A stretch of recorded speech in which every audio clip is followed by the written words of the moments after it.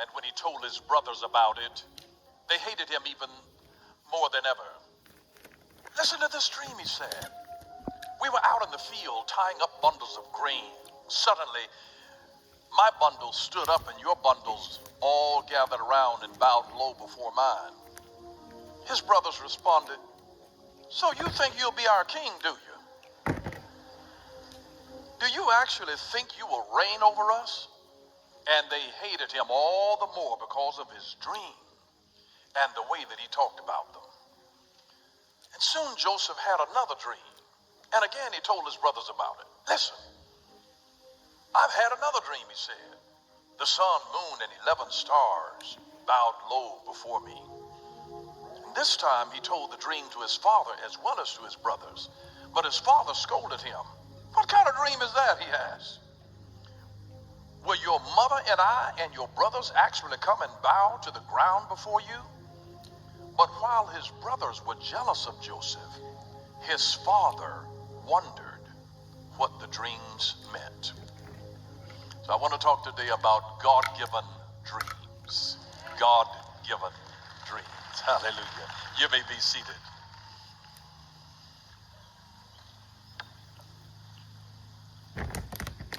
It has been said that you are only as old as your last dream. No matter how old a person becomes, you ought to always have a dream on the inside of you. You ought to die in pursuit of the dream. You ought to have something, that dream, that pulls you to get out of the bed. Let me say it to you this way. You can retire from a job, but you never, hear me carefully, you never retire from purpose. When God plants you in the earth, you are in this earth to fulfill a purpose. And as long as there is breath in your body, your purpose ought to be oozing out of you. And you ought to give yourself to fulfilling the purpose of God. Because when purpose is done, that's when you'll be like Jesus upon the cross and declare, "It is finished." But until your purpose is done, and God will give you the sufficiency of life and breath to fulfill your purpose. Yeah, you can retire from a job. Some people retire from that job and then step into their purpose. Because your job is not necessarily your purpose. Now, you can always do your purpose on your job, but don't get it twisted. Your job is not who you are. God has ordained a purpose for every human being, and oftentimes he will unveil that purpose and connect that purpose to you in a dream. It's better. A dream is far more powerful than being able to set goals. You know, we in the corporate world, we set goals, for quotas of territory and money to be able to be reached in terms of reaching certain amounts in sales. You have all of that. Goals give focus, but dreams give power. Dr. Martin Luther King Jr. didn't say, "I have a focus." He didn't say, "I have a goal." No. Dreams inspire you. They encourage you. And here, one of the dreamer of dreams, Joseph, is coming into the picture, and he's had a dream. And I kept wondering for a long time, why in the world would this boy not have sense enough to keep his dream to himself, telling your brothers and your mom and your daddy that they're going to be bowing down to you? Well, it was going to come to pass. And had he not told them in advance, they wouldn't be able to reference it and said, "This is what that boy was talking about." I wonder when they finally found themselves down there in Egypt with their faces bowed down to the ground. You know the words of those dreams. You see, that's why sometimes you can't keep things in your heart. There's some things that are hard to hear, and there's some things that are hard to speak. But it's the truth nonetheless. It is the truth nonetheless. But here's the wonderful thing about Joseph's dream is that Joseph's dream was aligned with God's plan. It was in alignment with God's plan and purpose for his life. Let me tell you some of the reasons that God gives us dreams. Dreams encourage or confirm certain things that God may be doing in your life. They encourage you or they confirm it. Sometimes if you're in a purpose and it's taken a long time, God will send a dream, and that dream can encourage or confirm, this is my will, it is going to happen, and I just wanted to show you, and it'll seem so real in that dream. Dreams also inform and they clarify. Dreams inform and they clarify. Thirdly, dreams warn. God can warn you in a dream. You remember the leader's wife, he was getting ready. Jesus was going before him, and the wife suffered a dream and said, have nothing to do with that just man. And Pontius Pilate had to wash his hands of that situation because of his wife's dream. It had nothing to do with his wise men's counsel. It had everything to do with the fact that when his sweet thing next to him couldn't sleep, because God disturbed her, warned her in a dream. So God can use a dream to warn you. And then fourthly, dreams also guide.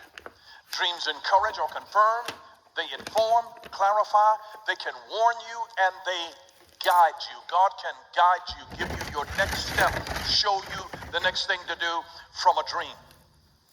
Joseph's dream actually gave him clarity of his calling. It gave him clarity of his calling, of what God wanted to do, because it revealed the future purpose that long before this thing ever happened into his life, long before he stepped into that, God revealed that to him in that dream.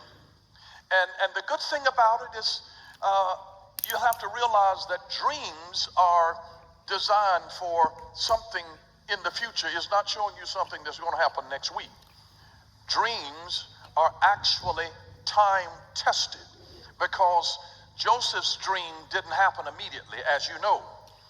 Before, you'll have the dream, God will show you this, you're going to be bawling. Some people get their prophecy and they get a dream from God and they're just smiling because they think it's going to happen tomorrow morning. They think that it's going to happen next week. And then what happened? But let me just put you in remembrance as to what happened after Joseph had his dream. After just some things that Joseph had to endure. Joseph endured betrayal from his own blood brothers. Not his friends, his blood brothers. He experienced betrayal. He experienced slavery. Them low-down rascals. They were going to kill him, and then the oldest boy Reuben said, hey, let's not kill him. Let's make some profit off of this. And they sold him into slavery. So he endured first betrayal by his brothers, then slavery, then he dealt with imprisonment. You remember he got down there in Potiphar's house and all of that, and she lied on him, and he wound up in prison. And then he experienced delay. I mean, it just took a long time. Joseph was 17 years old when the dream came into him. 17. And he was about 30 before this stuff began to come into manifestation. It was so long. I mean, he was clean-faced, but when he went into it and when he came out of it, he had a full beard. His brothers didn't even recognize him. He had learned another language. He spoke to his brothers through an interpreter, being able to understand everything. And he's looking through his eyes and say, I told you go by before me. Oh, he played them really good. But don't assume that whatever God shows you in a dream is something that's going to be lived out in your life next week. You're going to have to go through process. And when you have a dream, don't be surprised if you experience betrayal along the way, abandonment along the way, imprisonment, something that locks you up, that ties your hand, delay. Just expect those things to happen. And you might wonder if God is God and God can do anything and he can do it whenever he wants to do it. I wonder why is it that God would show us a dream and then not do it immediately. Here's what I would say to you, is that oftentimes you must mature into the person who can fulfill with humility what God has shown you in a dream or a vision. You got to mature into the person who can handle that.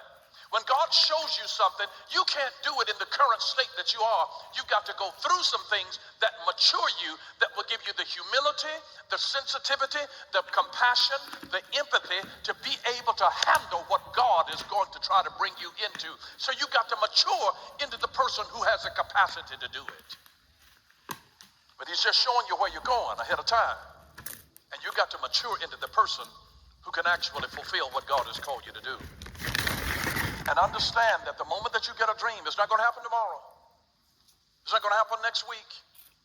God's dream will require faith and patience. Faith and patience. Well, I got faith. Do you have patience? Better word there is actually endurance. Can you endure? Can you endure? Can you endure? I know some of you got married and you feel like your marriage is a prison sentence. Can you endure? You inherit the promises of God through faith and